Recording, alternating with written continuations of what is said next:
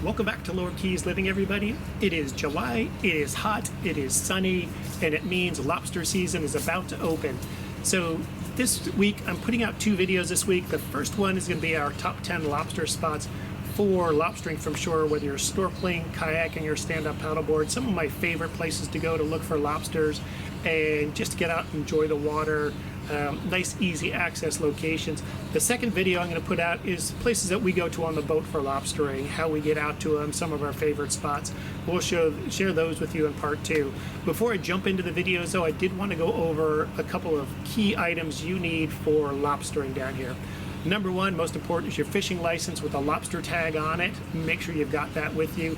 If you're snorkeling, kayaking, I'd put it in a Ziploc bag, have it with you at all times. If you get stopped and don't have it, it's going to be a fine. So just make sure you got it. It's the right thing to do, and be safe out there. Other thing you always want, whether you're on your boat, your kayak, paddleboard, or your snorkeling, is a dive flag. Stay visible. It's super busy down here, especially during the mini seasons. Boaters are in a hurry to get to where they're going for lobstering.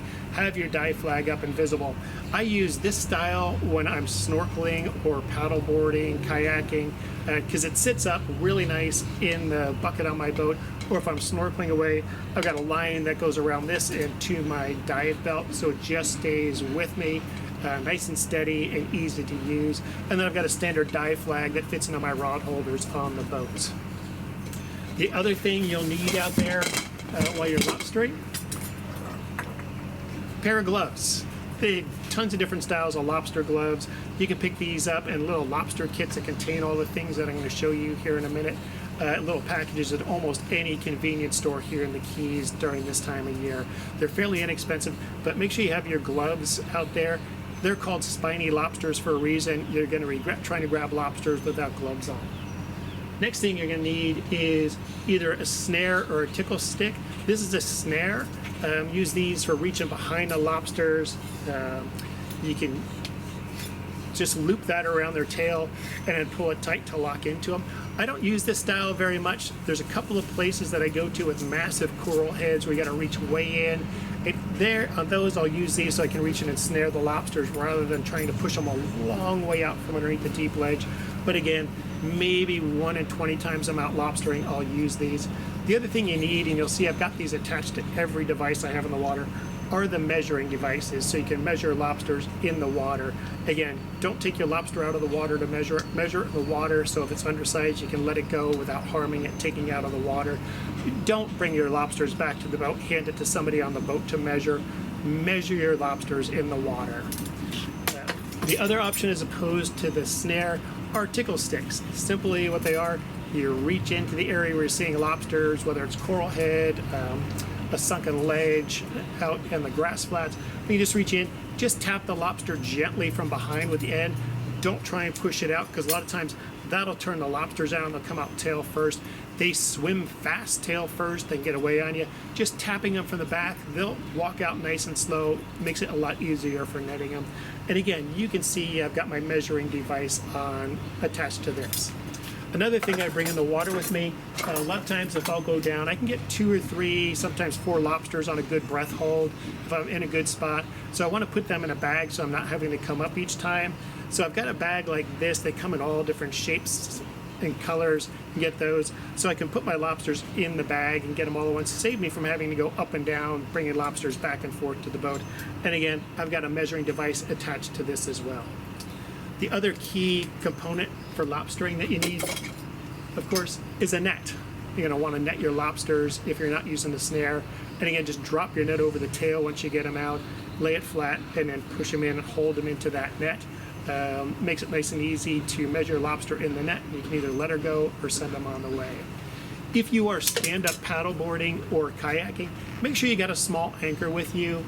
People are always amazed if they go in and they see a lobster, they're jumping off their paddleboard or kayak, and they come up and their kayak is 30, 40 yards away.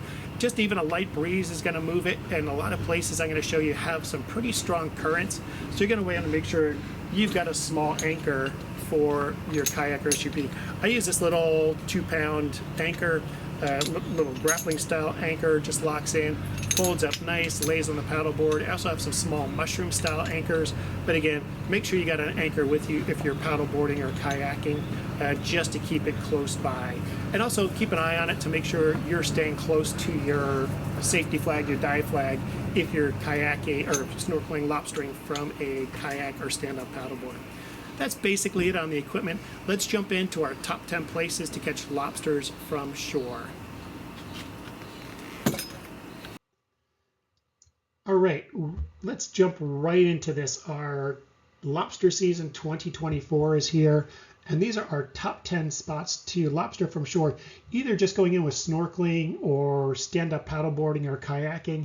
And I'll specify which of these spots are great for both, which ones are good for one or the other, but it'll give you, there's lots of options for both in here. We're going to go from the far east or north, depending on how you're looking at the Keys, and end up all the way out here west down by Boca Chica Naval Air Station. Here's just the spots I'm going to show you in detail during this video. We're going to start some of the places around Little Duck Key, West Bay of Honda Key, Horseshoe Beach, the Ramrod Swimming Hole, Niles Beach, the Spanish Main Drive, the Blimp Road Access Point, Sammy Creek Landing, down at Boca Chica State Park, and then I'm going to bring you up and show you the Pine Channel Park. If you haven't seen that in our videos before, one of my favorite places and a great spot to take your newbie snorkelers snorkeling, swimming for the first time. So make sure you know the rules. This is the Florida Keys lobster regulations. They differ slightly from the mainland Florida regulations, but a lot of people get confused on this bottom, the spiny lobster local ordinances, if you're looking at the bottom right corner. And I'm going to show you this. A lot of people see this down here where it's spiny lobster local ordinance during regular and sports seasons. And it says local rule, no snorkeling or diving within 300 feet of an approved residential or commercial shoreline or any man-made or private canal or any public or private marina. This rule is in effect according to the information provided below, which people don't bother reading a lot of times. I got a lot of comments from people like, man, it looks you're close to shore in front of houses. I thought that's illegal. Well, if you read this, yeah, it is. But then it says, according to the information below, and most of the lower keys fall into this unincorporated Monroe County, plus it includes Key West and Layton. So if you look, this only applies during the 3 days before mini season. They don't want people in scouting out lobsters beforehand. During the entirety of sports season, which is mini season, that includes the Sunday's 1 day season for Florida residents, and then the first 5 days of regular season. There are exceptions to this, an owner diving and snorkeling in front of his own property. So we fall under that here a little bit. But again, just this, the rest of regular season, these places are all open for you to catch lobster. So keep that in mind. Make sure you read the rules. So starting up here, Little Duck Key, this is at the very west end or south end, depending on how you look at the 7 Mile Bridge. Parking along this side of the road over here, they've made this into a more of a formal beach area since this photograph was taken. This boat ramp is really popular for folks coming out tarpon fishing and during lobster season. But you can park down here on the south side of the road and have great access, either snorkeling, stand-up paddleboarding, or kayaking. It is great for both. And from here out to these areas in here is just like a quarter of a mile. And there are lots of holes in the seagrass out here that hold lobsters. If you're paddleboarding and kayaking, definitely head this way. There's a lot of lobster opportunities out here. Snorkeling from shore, you can find stuff close in. There are a few holes out here in the grass. The nice thing is you can see if somebody's out here on this particular day. Lots of opportunities in here just to get in and snorkel. Water here is generally clear because it's getting flushed from the current going from the Atlantic to the Gulf on a continuous basis. It's super easy access, lots of holes for lobster. The only downfall is that during mini season and tarpon season, this area gets really busy, so just be aware of that.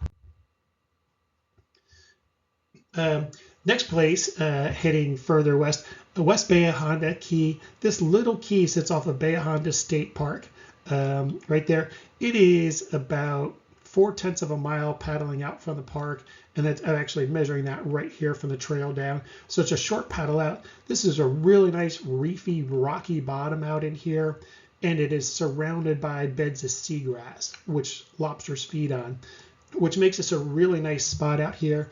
And it's great because this main channel brings lobsters in and out with every tide. So this area seems to get really replenished. It's also a beautiful spot for snorkeling to see reef fish if you're not going to head all the way out to the reefs like Lukey, some of the other bigger reefs that are 5-6 miles offshore.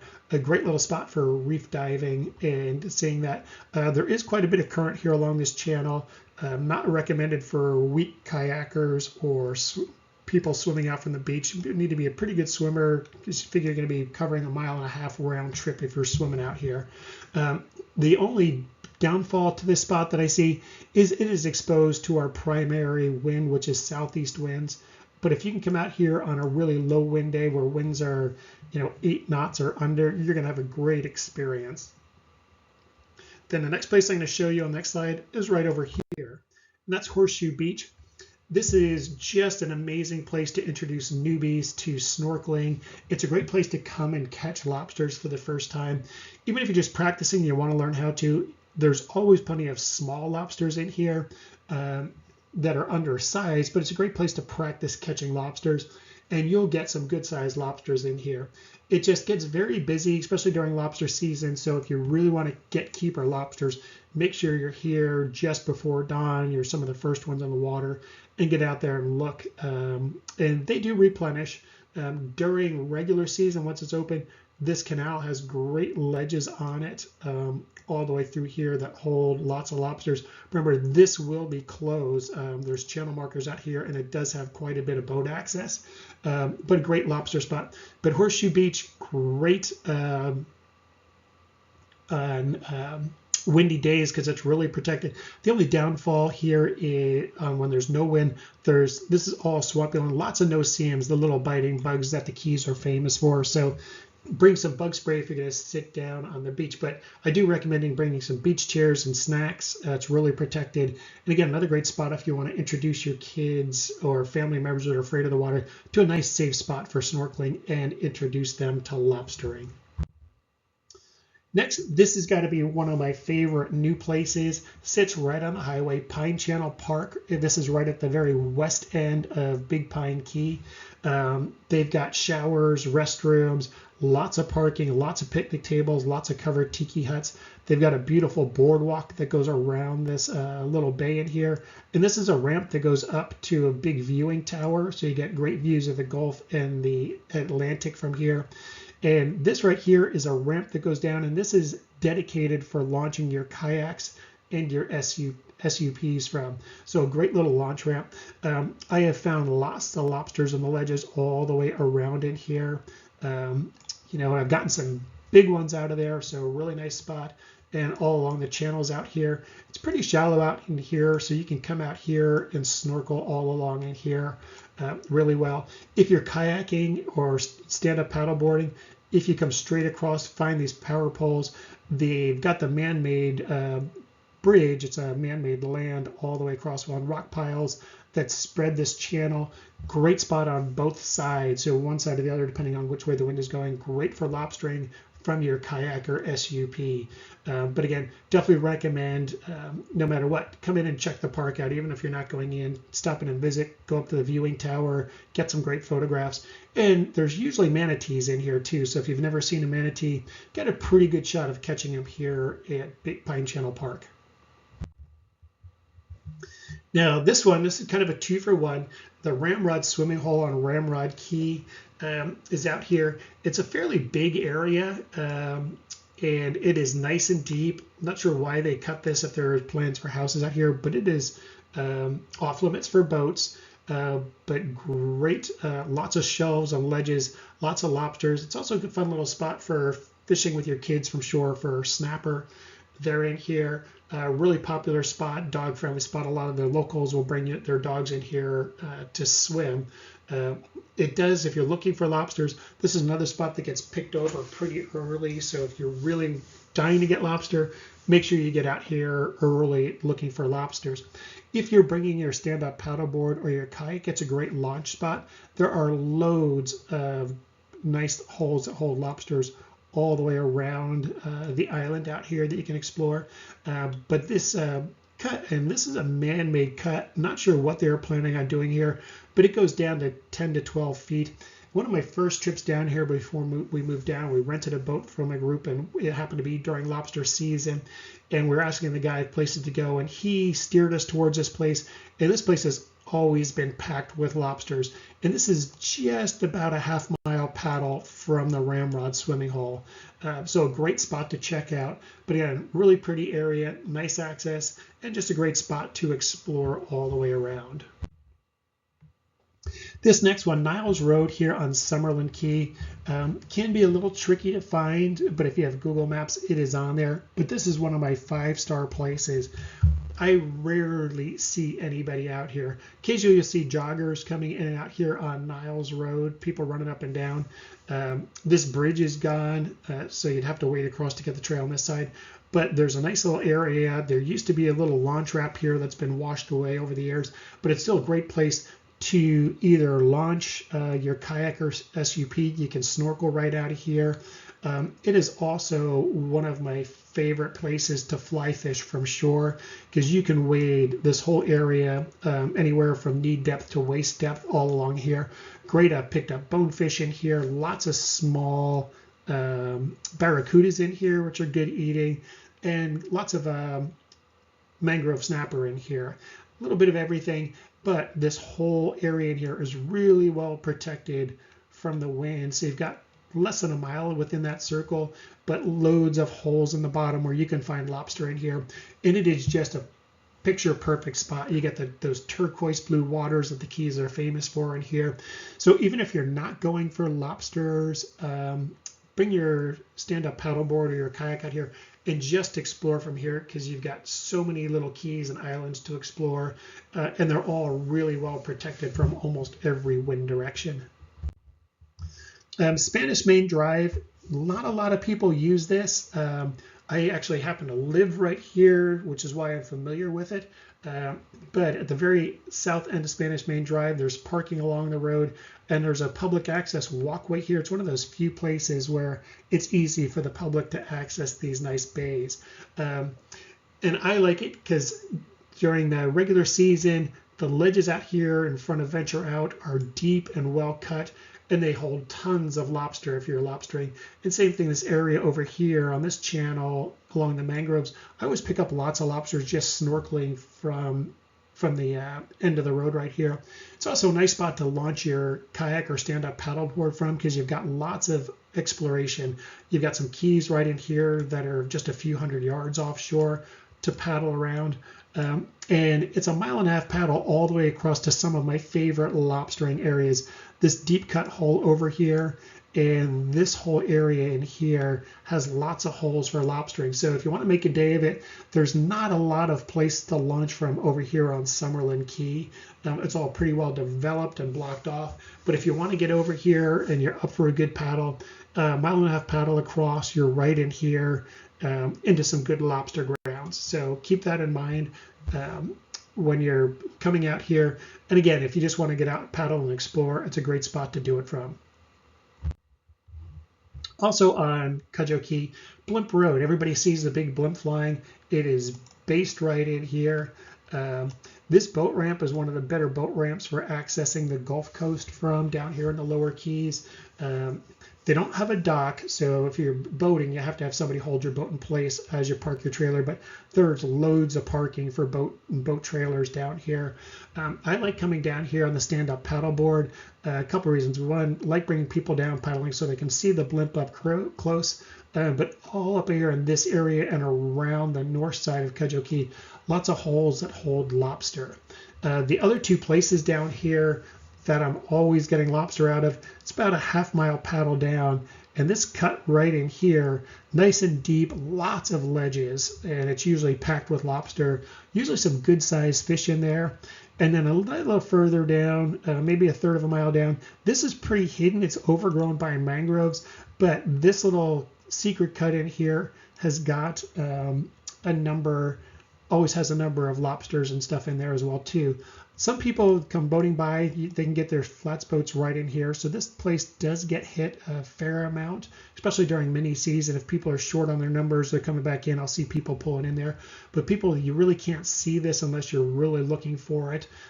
You can also, if you're staying on Cudjoe, this trail comes down from the highway.